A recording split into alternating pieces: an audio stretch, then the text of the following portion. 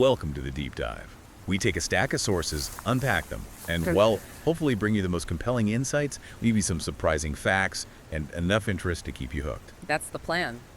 Today, we are plunging into the thrilling, really chilling world of Bram Stoker's Dracula. A classic. It absolutely is. But this isn't just about a scary story, though, let's be honest. It definitely is scary. It's more like a masterclass in weaving together these, ancient fears with very modern anxieties. And we see it all through the eyes of the people who lived through it. We've got this stack of what feels like primary source material, journal entries, letters, telegrams. Real-time accounts, almost. Exactly. They put us right there in the heart of the action. So our mission today, to extract the most important nuggets of knowledge, the key insights from these accounts. You'll get a shortcut, basically, to being really well informed about the Count, his pursuers, and discovering not just the terror, but also the deep humanity that really anchors this terrifying tale. Indeed. And what's so fascinating here, I think, is how these documents, these raw, almost unfiltered accounts, they let us track the emergence of this phenomenon. We're not just reading a novel, we're analyzing a narrative that's actually constructed like a forensic investigation. Right, piecing it all together. Precisely. A meticulous piecing together of disparate clues. And this raises a really important question right from the start. How do you confront an ancient evil, something steeped in myth and folklore, with the tools and the mindsets of the burgeoning scientific age? Yeah, in the late 19th century. Exactly. We'll see how fear, superstition, and this rapidly advancing science, how they clash, often quite spectacularly, and ultimately how they must coalesce. They have to come together to even stand a chance. It's a really compelling look at the limits of rationalism when you're faced with something truly inexplicable. Okay, so our deep dive begins with Jonathan Harker. He's a young English solicitor, a man of his time, pragmatic, rational, educated. His journey kicks off innocently enough, doesn't it? Just a business trip. Seems that way. He's off to Transylvania to finalize a real estate deal for this mysterious client, Count Dracula. His travelogue, it reads like a typical European tour at first.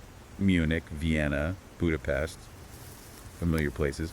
He even notes the beauty, the vista of Budapest across the Danube. Standard tourist stuff, almost. But as he goes further east, the modern comforts, the scientific certainties of his world, they just start to systematically unravel. He notes, quite pragmatically actually, that the further east you go, the more unpunctual are the trains. Ah, yeah. A small detail, but telling. It really is. It perfectly signals his transition from, predictable, industrialized Western Europe to something much older, less ordered, and definitely more mysterious.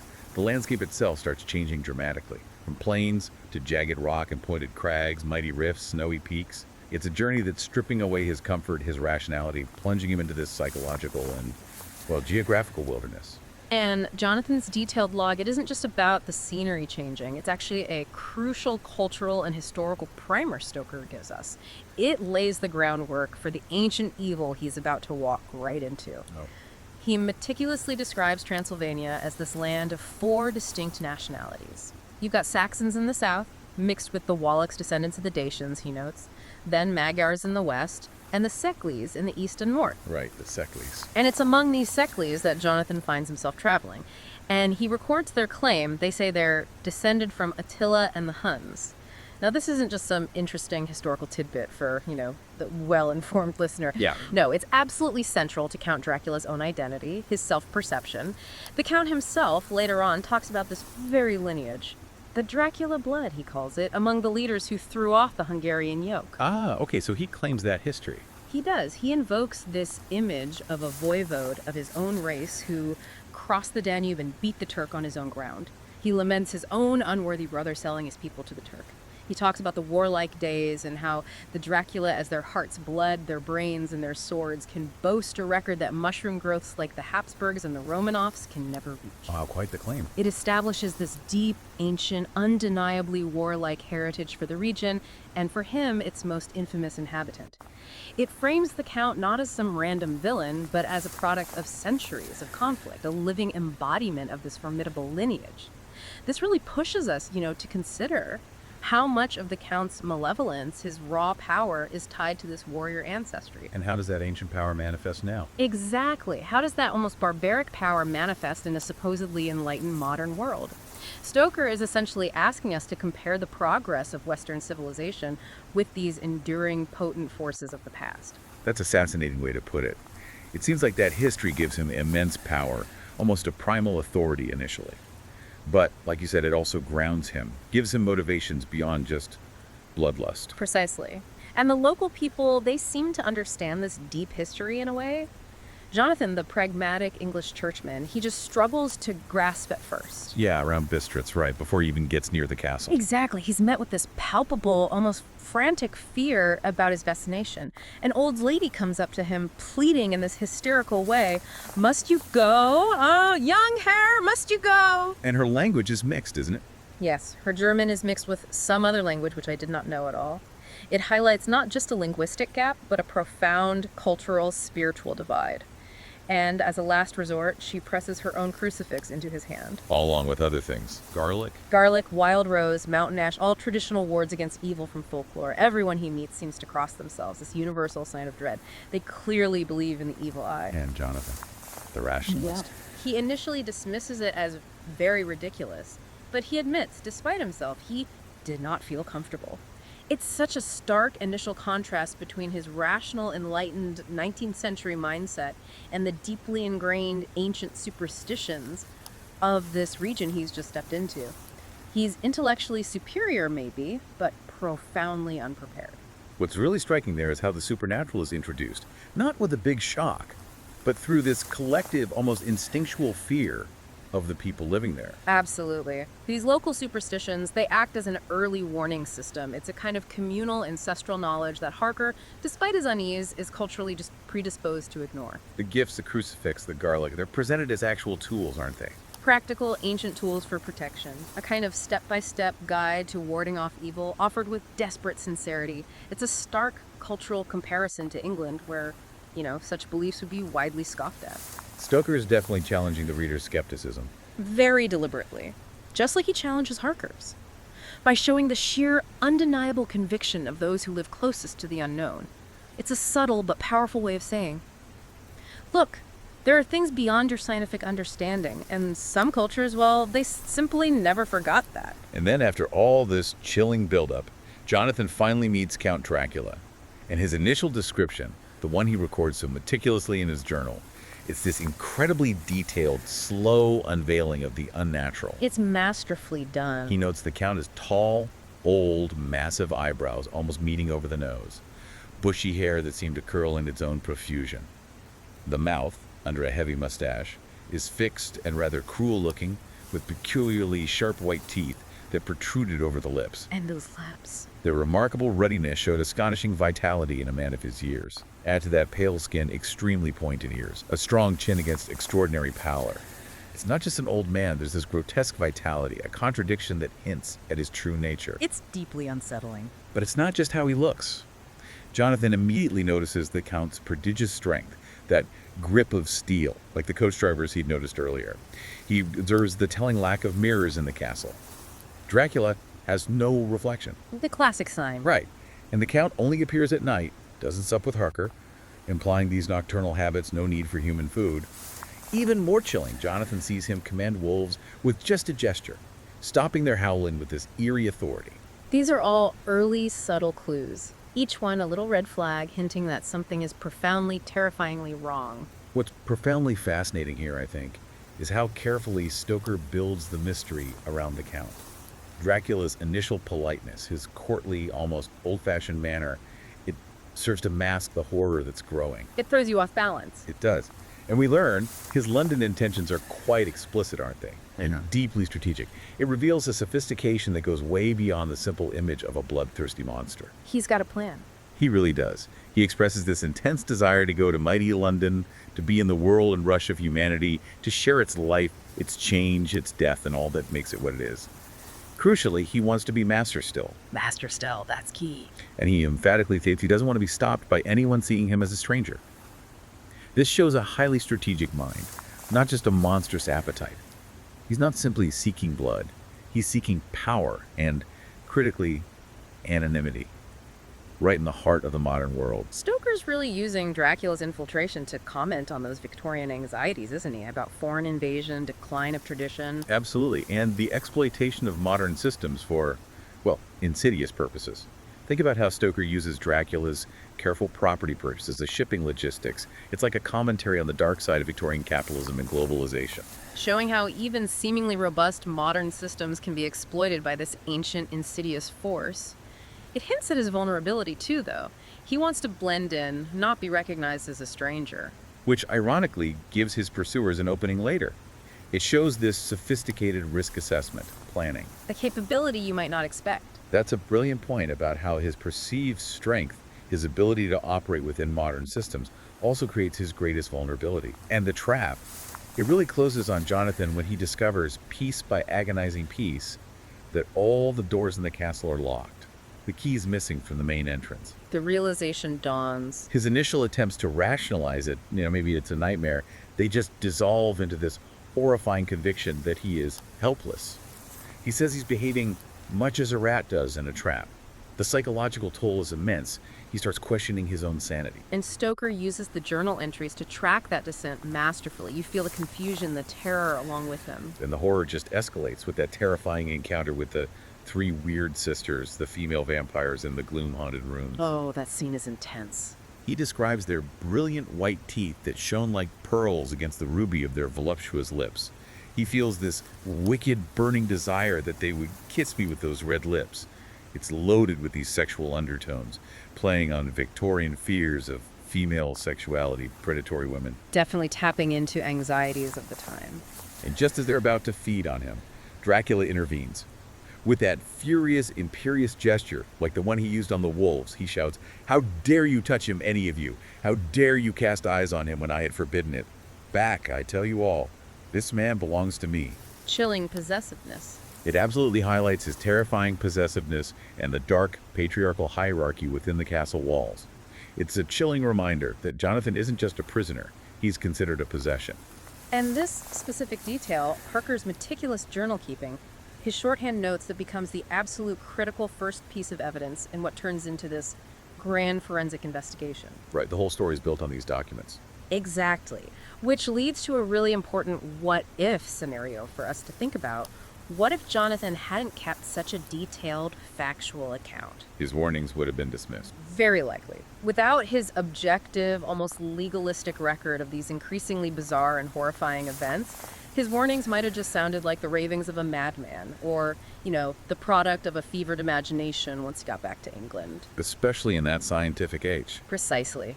In a world leaning heavily towards scientific rationalism, his careful documentation is his only anchor to reality. And crucially, it's the only way his experiences can later be taken seriously by people back home. His journal is this compelling case study in how individual witness testimony, when systematically recorded with an almost scientific rigor, can be the very foundation for confronting an otherwise unbelievable phenomenon. It underscores the risk of breakdown, the challenge of staying objective. When you're faced with the truly unknown, he's essentially creating the first police report on the supernatural. So, Harker's harrowing journey, it lays the groundwork. It reveals this world where ancient fears are terrifyingly real, and a monster with clear, insidious intent is on the move. His meticulous journal, starting as a business record, becomes the first vital piece of evidence. It documents the Count's unnatural attributes, no reflection, commanding wolves, and his chilling plan to expand his influence to London. But, as we shift focus back to England, how does that impending shadow first make its presence felt?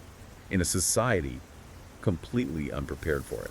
Well, back in England, life seems, on the surface, quite idyllic for Mina Murray, Jonathan Harker's fiancée, and her best friend, Lucy Westenra. But a shadow, unseen and insidious, is slowly falling over their lives, foreshadowing the Count's arrival. Our narrative shifts to the picturesque coastal town of Whitby. Mina and Lucy are there enjoying what they think is just a peaceful, restorative holiday. A charming setting, Whitby. The river-esque, the old abbey overlooking the town. Yes, a place steeped in local history, tradition. But even here, Stoker sows these seeds of unease. It creates this potent juxtaposition of pastoral beauty and creeping dread.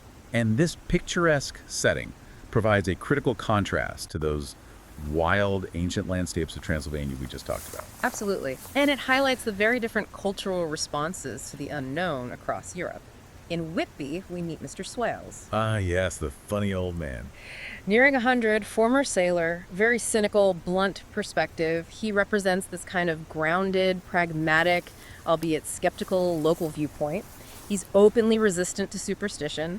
He dismisses the local legends, bans and wafts and bogos as just fool talk invented by parsons and ilsome brick bodies. He even mocks the tombstones. Says the whole thing be only lies. Yet it's this very character, the arch skeptic, who delivers this chilling, almost prophetic warning. It shows that even the most grounded individuals can't entirely escape an impending sense of doom. What does he say again? He says, and I quote, "There's something in that wind and in the host beyond that sounds and looks and tastes and smells like death. It's in the air. I feel it coming." Wow, that's deeply unsettling, especially coming from him. It serves as this profound, unspoken warning that even in this supposedly enlightened society, a primal sense of dread can pierce through the most entrenched skepticism. It really challenges that Victorian reliance on pure rationalism. And that dread, it takes concrete, horrifying form with the arrival of the Demeter, Yeah. the Russian schooner. Yes, this isn't just a maritime incident, it's a true case study in the insidious nature of the horror that has arrived. It sails into Whitby Harbor during a violent storm, right? An uncanny sight. With all sails set, moving erratically as if guided by an invisible hand. On board, the dead captain is found tied to the helm, clutching a crucifix. Apparently tied his own hands to the wheel with his teeth. A terrifying last act. A desperate final stand against some unseen horror. And the cargo. Chillingly mundane. A number of great wooden boxes filled with mold, prosaically consigned to a Whitby solicitor. But the logbook, The logbook tells the real terrifying story. A chilling account of the crew disappearing, one by one, on the voyage from Varna. Their fear mounts, they organize a round robin for double watch, but it's useless. This unseen predator picks them off. and the ship's arrival has immediate impacts, doesn't it? Legal issues, salvage rights. Yes, and the simple economic fact of transporting such unusual cargo. This derelict ship, it isn't just a mystery, it's a silent invasion. A precise logistical operation orchestrated by the Count. Using modern systems again. Exactly. The journey from Varna, the commercial transport, the legal complications, it all illustrates Dracula's cunning use of modern systems for his ancient predatory purposes. Each vanishing crewman, each box of earth, they're pieces of this terrifying puzzle, and we quickly get a visceral, real-life example of the impact. The dog. Yes, a large dog, a half-bred mastiff, found dead. Its throat was torn away and its belly was slit open as if with a savage claw. Immediate, horrifying proof of a new savage predator now loose in England, directly correlating with the Demeter's arrival. A clear physical manifestation of the terror. Showing how an ancient evil can manifest within a modern, industrialized landscape, adapting its methods. It really challenges the assumption that modern society is somehow immune to these primal threats. And at the same time, much more personally for Mina and the others, Lucy Westenra's health starts to decline. Inexplicably. Yes, her sleepwalking habit, which had returned in Whitby, becomes alarmingly frequent. She's found unclad in the churchyard one night, a deeply unsettling image. And her symptoms are alarming. Weakness, pallor. Horribly weak, face is ghastly pale, her throat pains me, difficulty breathing, heavy lethargic sleep with dreams that frighten her, though she can't recall them. Dr. Seward, the medical professional, one of her suitors, initially diagnoses anemic signs, but her qualitative blood analysis is quite normal, so he suspects something mental. His scientific, rational mind just struggles to reconcile the symptoms with any known illness. But the reality is far more sinister. Mina sees something. Mina describes seeing something dark stood behind the seat where the white figure shone and bent over it. And later, she notices that tiny wound on Lucy's throat like a needle point with a single drop of blood. The subtlety of these attacks, the slow draining of her vitality, it's chilling. If you connect this to the bigger picture, Seward's reliance on purely physical, psychological explanations, even with these weird symptoms, it's so typical of that scientific materialist mindset gaining ground in the late 19th century. Absolutely. It highlights the profound challenge for Victorian science, and frankly, for us, in accepting phenomena that defy empirical observation. Stoker is asking a critical question here. What do you do when your established tools of understanding just utterly fail you? And ancient, unscientific beliefs suddenly seem relevant. Exactly. Suddenly they become the only map you might have, The repeated blood transfusions from Arthur Van Helsing, Seward himself, while medically sound for anemia, they inadvertently highlight the vampire's method in reverse. They're putting life in, he's taking it out. Precisely. They are desperately trying to put life back into Lucy, while the vampire is slowly, methodically taking it away. This approach, while medically rational, is ultimately insufficient because they're treating symptoms without understanding the true cause. And the garlic, locking doors, they don't work in the end. No, the initial comfort they provide proves tragically ineffective. It shows the inadequacy of common remedies, of burgeoning scientific understanding against an uncommon foe. This raises that crucial question again. How difficult is it to accept what you cannot empirically explain? What are the risks of dismissing ancient, seemingly superstitious beliefs? It's like a pro versus con debate between science and folklore, playing out tragically in Lucy's body. Exactly. And the horror isn't just confined to Lucy, is it? This is where the local impact of this foreign evil really starts to show. No, it spreads. Reports emerge of children being lured away at night, found terribly weak with a tiny wound in the throat. These terrified children speak of a bloofer lady. A chilling echo of Lucy's fate. A corrupted echo. This becomes a chilling case study in the vampire's broader, insidious impact on the community, preying on the most vulnerable. The inability of authorities to understand or combat these incidents, it leads to this pervasive fear spreading through the area. Highlighting the risks and challenges of confronting an unknown supernatural threat with just conventional means. It's a localized manifestation of a global horror, revealing the terrifying reach of this unseen enemy. In this moment, especially as Professor Van Helsing starts piecing things together, it presents this profound ethical challenge for everyone involved. It truly does. He becomes terrifyingly certain that Lucy isn't merely dead, but undead, A demon in her shape. possessing her body without her soul. This concept, it forces a complete reevaluation of life, death, the very sanctity of the soul within that deeply Christian Victorian society. The painful decision to destroy her physical form to set her soul free leads to this agonizing pro versus con debate among her loved ones. Van Helsing argues it's necessary. With grim determination. He argues, if she be not dead and is indeed undead, then there can be no wrong to her by taking action. Arthur, her devoted fiancé, initially expresses horror, indignation at the very idea of desecration of the grave. He recoils completely. But he's confronted with the reality. The horrific reality of Lucy's transformed, monstrous state, the question arises, who has the better right to strike the blow? A deeply personal, agonizing burden. Van Helsing pushes his friends to accept a truth that is both ancient and horrifyingly new, demanding actions that violate every societal norm for the sake of a higher spiritual good. It presents a stark choice. Preserve the body or save the soul. An almost unbearable choice between preserving a physical body that is merely a shell or saving a precious soul from eternal damnation. It's a truly agonizing dilemma that challenges the very core of their beliefs. Okay, so let's synthesize part 2. Lucy Westenra's unexplained, horrifying illness, it parallels the mysterious, destructive arrival of the Demeter in those chilling bloofer lady incidents. It signals Dracula's insidious, undeniably lethal arrival in England. Despite the best efforts of modern medicine from Dr. Seward, only Professor Van Helsing's ancient knowledge, painstakingly gathered, begins to unravel the true, horrific nature of her ailment. And that leads to this agonizing ethical confrontation about her undead state and the horrifying but ultimately necessary actions needed to save her soul. The shadow has definitely fallen.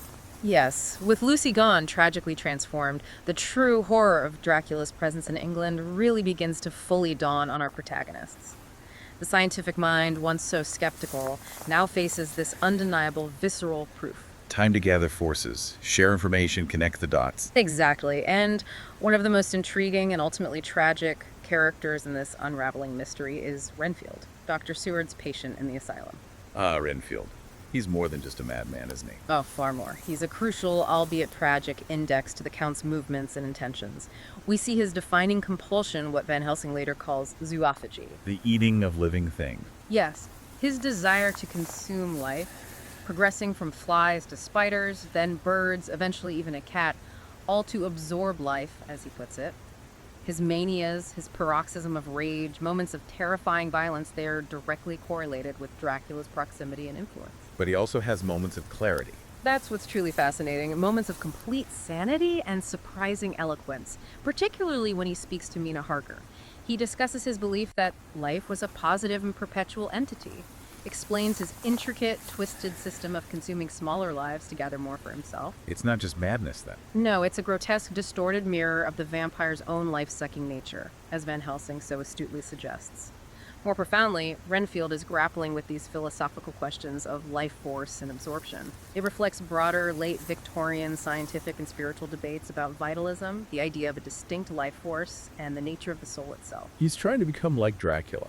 In his own twisted, desperate way, it showcases the dangerous allure of that kind of power, even to a broken mind. Renfield's sudden changes in behavior, his convulsive joy when Dracula is near, his desperate pleas for release, they provide vital, if often cryptic, clues that the team learns to interpret. So he's like a living barometer. A living, suffering example of the Count's indirect but potent influence. A fascinating case study of a mind under extraordinary, non-scientific duress. His transformation from just a madman to this significant barometer for the evil is a testament to the complex interplay of mind, body, and supernatural forces. And speaking of understanding complex information, Mina Harker's role becomes absolutely indispensable, doesn't it? Completely central. She takes on this monumental task, transcribing all the scattered journals, letters, phonograph diaries, creating a connected narrative, a meticulous chronological record. She's the ultimate data analyst of the group. Using the past trends technologies of shorthand and her typewriter, synthesizing these diverse, fragmented accounts into a coherent, actionable picture. She really becomes the central hub for all information. And then Van Helsing makes that terrifying discovery. Mina's connection to Dracula. Through the terrible baptism of blood the Count forced upon her, a violation that binds her to him, this gives them a new, though horrifying tool, hypnotism. Van Helsing uses it to track Dracula. Yes, to learn where the Count is during sunrise and sunset, when his powers are most limited. He catches glimpses through Mina's mind. Darkness, lapping water, and creaking wood. But the risks. Immense risks and challenges. Mina feels deep fear and shame, feeling unclean because of the forced blood exchange.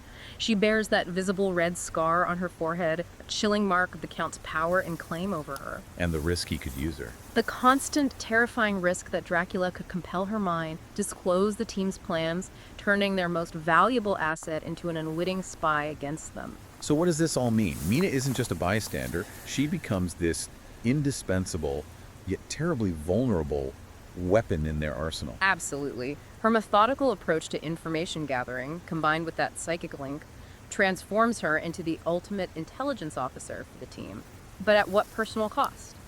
Physically, psychologically. It illustrates the power of information, and surprisingly, how modern tech, like the typewriter, gets used against ancient evil. Her ability to synthesize disparate data points is what allows the team to form a coherent strategy. Her role is profoundly important, practically and emotionally. Her personal suffering becomes this tangible, horrific link to the monster, highlighting the deep personal stakes. It also presents that global versus local challenge, doesn't it? Tracking this ancient, shape-shifting entity moving globally, but whose influence manifests locally, personally, through Mina's connection. It's the ultimate why, how, what if of their strategy. While Mina maps the Count's psychological movements, Jonathan Harker, ever the diligent solicitor, takes on the vital, painstaking work of tracing Dracula's physical presence, his logistical operations in London. Getting into the economic and business impacts. Exactly. We learned Dracula, with surprising modern cunning, bought multiple London properties, Carfax Abbey, a house in Piccadilly, Mile End, Bermondsey, using agents like Peter Hawkins and the firm Mitchell Sons and Candy. Very methodical. Jonathan meticulously investigates, tracking the 50 cases of common earth shipped from Varna to London, then transported to Carfax. He soon discovers these boxes are being strategically moved from Carfax to other properties across the city, a planned dispersal. His detective work is quite practical. Very step-by-step. Interviewing carriers like Smollett and Bloxham, learning about their abnormal thirst from the main and mortal heavy boxes they moved, shrewdly rewarding them for information, and the ultimate goal. To sterilize the layers. By placing wafer the communion bread, a potent symbol of sacred power, in the boxes, systematically stripping the Count of his power bases, his safe havens. This really highlights Dracula's sophisticated strategic cunning again. His understanding of modern systems, real estate, shipping, even local labor. He's certainly not just confined to ancient castles. He's actively adapting to the urban landscape of Victorian London, leveraging its anonymity, its complexity. So the pursuit of the boxes isn't just finding hiding places. No, it's about systematically stripping away his power base, forcing him into a corner, limiting his options. It's a direct, practical counter-strategy to his plan of infiltrating London. It also effectively busts myths about vampires being purely supernatural and aloof. He's shown as a logistical mastermind. Albeit with what Van Helsing later calls that child brain, ultimately driven by self-preservation despite his grand ambitions. This economic impact, buying property, moving goods, shows his methodical infiltration and highlights the crucial opportunities for the heroes to disrupt his plans, not just with stakes and crosses, but with meticulous modern detective work. All these fragmented pieces, strange occurrences, they're eventually brought together by Professor Van Helsing. He delivers that critical lecture to the group, defining the key concepts and, crucially, the limitations of the vampire. A pivotal moment. He acknowledges the deep skepticism of their scientific, skeptical, matter-of-fact 19th century, but insists all we have to go upon are traditions and superstitions. A bold claim for the time. He outlines the vampire's formidable powers: strength in his hand of 20 men, control of wolves, appearing as mist or dust, seeing in the dark, abilities terrifying to the modern mind. But crucially, he busts myths by detailing their core limitations. The weaknesses. Cannot enter uninvited, weakens by daylight, cannot cross running water except at slack or flood tide, must sleep in hallowed earth from his homeland. He emphatically concludes the vampire is more prisoner than the slave of the galley. A fascinating twist on power. Van Helsing meticulously outlines the rules of the game here. It's a practical, almost step-by-step guide to fighting this ancient evil. He masterfully bridges the gap between folklore and scientific methodology. Arguing that ancient traditions provide the only map. Even in an enlightened age. This is a fascinating blend of old-world knowledge and new-world problem-solving, a global perspective on a universal phenomenon. The risks of not believing these archaic limitations are dire hollow. Lucy's fate proved that. Understanding these rules is survival. It's not just intellectual, it's survival, providing the team with practical tips for the confrontation ahead. He's essentially creating a scientific taxonomy of the supernatural, merging observation with ancient wisdom. Reestablishing the importance of multiple perspectives. Even seemingly conflicting ones, to get a full understanding, reminding us that sometimes the why and how are found in unexpected places. The escalating stakes, the profound personal nature of the threat, it leads to this chilling yet deeply moving moment of commitment among the group. The oath. The team Jonathan, Van Helsing, Seward, Arthur, Quincey, they take this profound, solemn oath. Recognizing Mina's contamination, the horrifying risk of her full transformation into one of the undead, they promise to kill her if it comes to that, to set her soul free. And Mina herself asks for it. With immense courage and sacrifice, she bravely requests this promise: "You will kill me." This act is the ultimate expression of love, devotion, but also of a terrible, necessary realism. It transcends personal comfort, societal taboos. It's a pledge that recognizes the spiritual battle is paramount. The ethical angle is huge. It forces them, in the most visceral way, to consider the sanctity of the soul over preserving the physical body. It shows the incredible bond forged under extreme duress, transforming this disparate group into a unified force, willing to bear a cross in obedience to God's will, even if it means committing what would otherwise be an unspeakable act. It speaks volumes about their commitment, the risks. Absolutely. It highlights how incredibly high the stakes have become. It's an internal pro versus con debate, where saving a soul from eternal damnation vastly outweighs the horror of a mercy killing, proving their dedication to each other and humanity. Okay, let's summarize part 3. The protagonists, led by Van Helsing, form this formidable alliance, uniquely combining modern scientific methods with ancient knowledge. Renfield serves as a tragic human barometer for Dracula's movements. While Mina's meticulous journals and her involuntary hypnotic link become invaluable, terrifying tools, Jonathan diligently tracks the Count's logistical operations, uncovering his strategic, mundane presence in London. The team learns the vampire's strengths, but crucially also his precise limitations. culminating in that solemn, terrifying oath to sacrifice Mina if necessary, highlighting the extreme and deeply personal stakes of their mission. The pieces are in place. The plan is meticulously set. Now, the hunters become the hunted as they move towards this desperate final confrontation. But before they can fully engage Dracula directly, there's that tragic, pivotal turning point with Renfield. Oh, yes, Renfield's death. It's a truly tragic yet pivotal case study in the risks and challenges of their mission. and a stark reminder of Dracula's direct malevolence. He tries to fight back. He struggles valiantly against Dracula, attempting to warn the others, but is brutally silenced. We learn he had a horribly bruised face, a broken back, a clear sign of the Count's immense strength and savage cruelty. It raises that poignant what-if scenario. What if they'd listened earlier? Exactly, when he was lucidly pleading to be let out, perhaps even before that final fatal confrontation. What valuable direct information might they have gained then, potentially preventing later more tragic events? His cries of, "I'll fight for my lord and master," even as he resisted. Speak volumes about the complex psychological, spiritual hold the Count exerted over him. And the subsequent attack on Mina following Renfield's death is far more significant. Horrifying. Dracula forces her to drink his blood. Graphically forces her, uttering those terrifying words, "Flesh of my flesh, blood of my blood, kin of my kin." This isn't just violence, it's a desperate, defiant move by Dracula to bind her irrevocably, to turn their most valuable asset into his ally. Countermining their efforts. Effectively, it's a psychological and spiritual assault designed to break their resolve and establish his undeniable monstrous claim over her. This is a critical moment for our heroes, and they're agonizing why, how, what if questions about Mina's fate. The team has, of course, already faced a similar agonizing situation with Lucy. The destruction of the undead Lucy.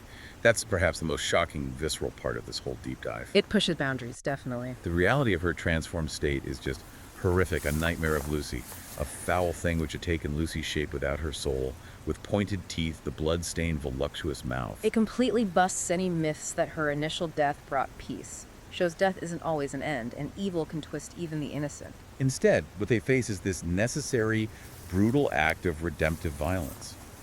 Arthur, her fiancé, endures the agonizing duty of driving the stake through her heart, an act described explicitly as a mercy killing. To release her soul from its unholy captivity. And the immediate change is profound, deeply moving. A look of peace, gladness comes over her face, confirming her liberation, offering this powerful, grim sense of closure. And then the head is cut off, mouth filled with garlic, reinforcing the ancient wards, showing their commitment to eradicating every trace of the curse. It's a testament to the extreme lengths they must go to. A brutal, yet undeniably redemptive act of love that directly challenges conventional ideas of death, mourning, forces them to confront the true nature of evil. It's a profound social, cultural, ethical challenge to their beliefs. This mercy killing, it's not just a plot point, is it? It's a profound exploration of what constitutes humanity, the sanctity of life, when you're confronted with pure evil. Absolutely. Van Helsing pushes them to accept a truth both ancient and horrifyingly new, demanding actions that violate societal norms for a higher spiritual good. This act sets a chilling precedent for Mina's own future, should the worst happen, reinforcing the gravity of their earlier oath. It solidifies the idea their fight isn't hatred, but duty. A grim, sacrificial duty for humanity and for the souls of those they love.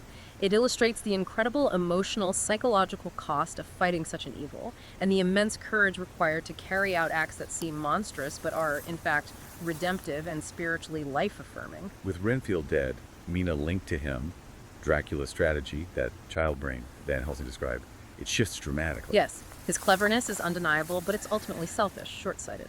He abandons his grand plans for London and flees back to the perceived safety of Transylvania. Shows his immediate primal concern for self-preservation. A big global versus local perspective shift from conquering the empire to just escaping its grasp. And his escape itself is a masterclass in concealment. He deliberately uses the dense fog around the wharf to hide his departure on the Tsarina Catherine from London to Varna. He scatters money, asks about ships, seems careless. But the impenetrable fog acts as his perfect natural screen.